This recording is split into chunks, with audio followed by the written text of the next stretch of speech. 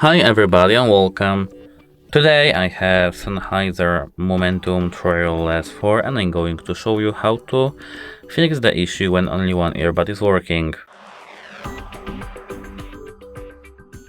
At first, get the case and check if there on this pins is some dust. If there it is, you just have to clean it.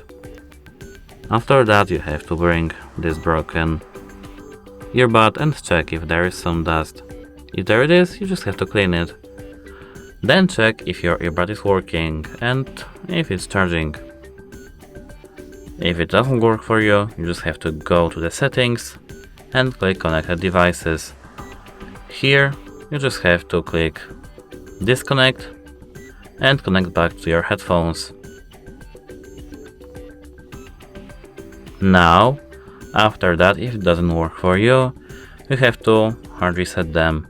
To hard reset them, you have to go straight into your app, settings, and then click on factory reset. If it doesn't work for you after pairing your headphones with your phone again, you have to contact your device support. That's it, hope it helps you, goodbye.